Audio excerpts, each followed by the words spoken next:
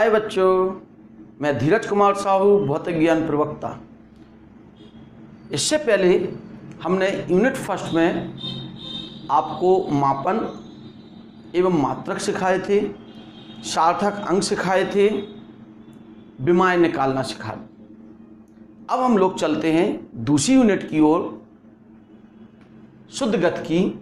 इसका परिचय आज हम करते हैं कि आखिर हम इसे किन किन स्थितियों में पढ़ सकेंगे, क्यों पढ़ेंगे, क्या कारण। पहले तो हम बता दें, यह यूनिट बहुत इम्पोर्टेंट है।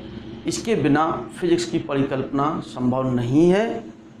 कहीं भी कंपटीशन में जाएंगे, कहीं भी पेपर देंगे, कुछ ना कुछ क्वेश्चन इस यूनिट से आपको अवश्य मिलते हैं।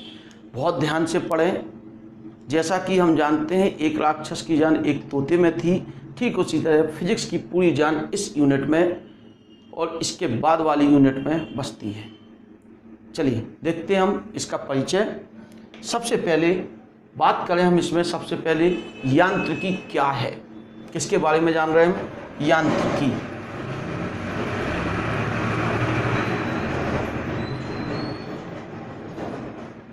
यांत्रिकी मीन्स मैकेनिज्म।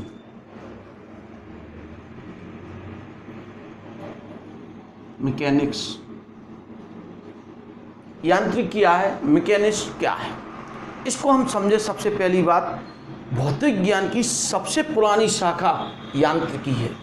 भौतिक विज्ञान की सबसे पुरानी, अगर फिजिक्स में सबसे पहले कोई विभाग का निर्माण हुआ था, वो थी अपनी क्या? यांत्रिकी। यानी यह भौतिक विज्ञान की सबसे पुरानी शाखा है जिसमें वस्तुओं की स्थिति और गति का अध्ययन किया जाता है। क्या कहा हमने? भौतिक विज्ञान की सबसे पुरानी शाखा। पहली चीज, भौतिक विज्ञान की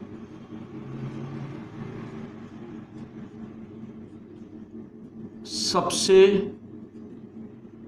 पुरानी शाखा। एक बात, ठीक है, इसमें वस्तुओं की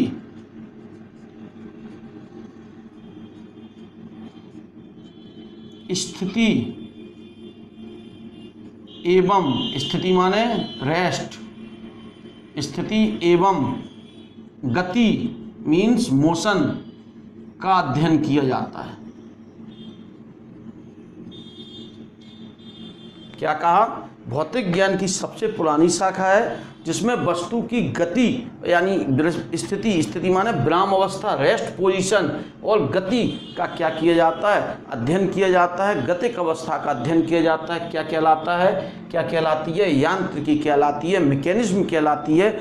मैकेनिज्म में we study the rest and motion position of the body.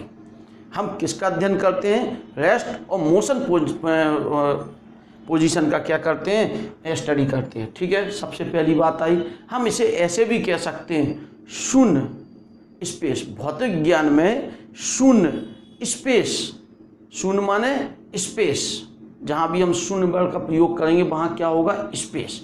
एवं समय मीन्स क्या होगा? टाइम। समय मीन्स टाइम में कणों की गति के साथ क्या व्यवहार होता है, इसको जिस विज्ञान में जानेंगे उस विज्ञान को हम क्या कहेंगे? यांत्रिकी कहेंगे।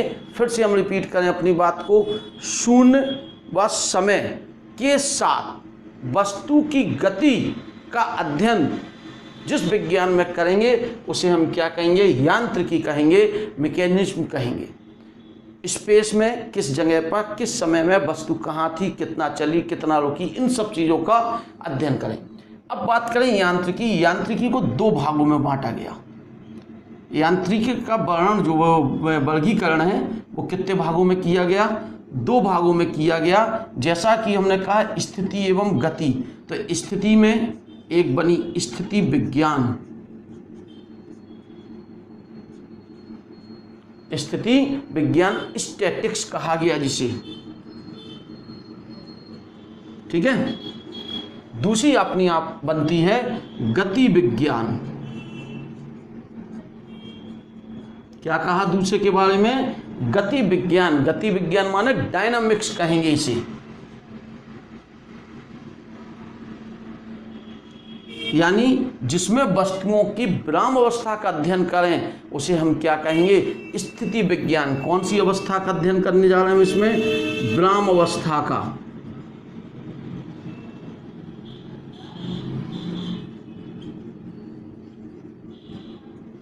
इसमें हम वस्तु की कौन सी अवस्था का, गतिक अवस्था का, कौन सी अवस्था, गतिक। यहां पर समय का कोई महत्व नहीं होगा, इस विज्ञान में समय का महत्व नहीं होगा, ध्यान रखेंगे। तो इसमें समय का क्या होगा,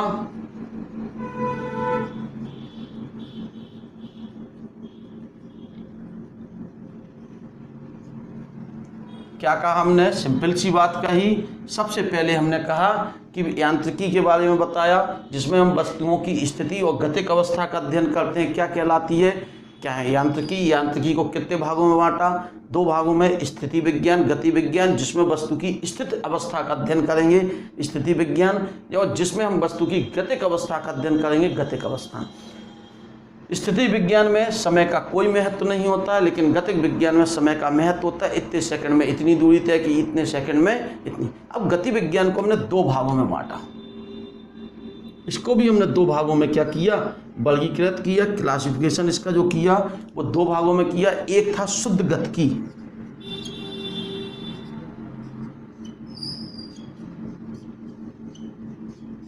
एक था शुद्ध गतिकी काइनेमेटिक्स, जिसके बारे में हमने कहा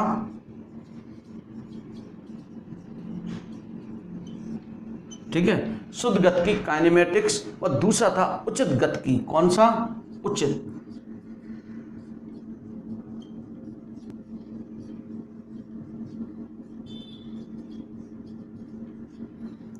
जिसे हमने कहा उचित गतिकी काइनाडायनेमिक्स।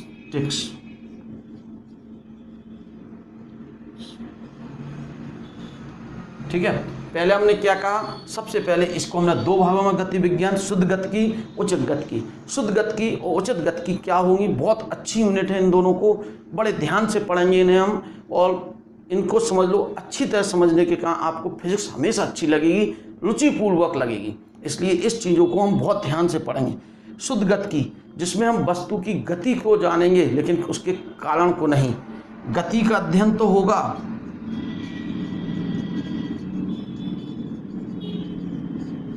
बिना कारण के।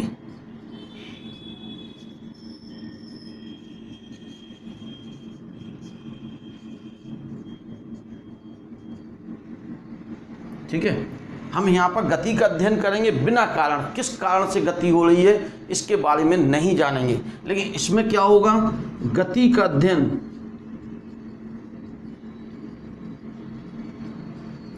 कारण सहित,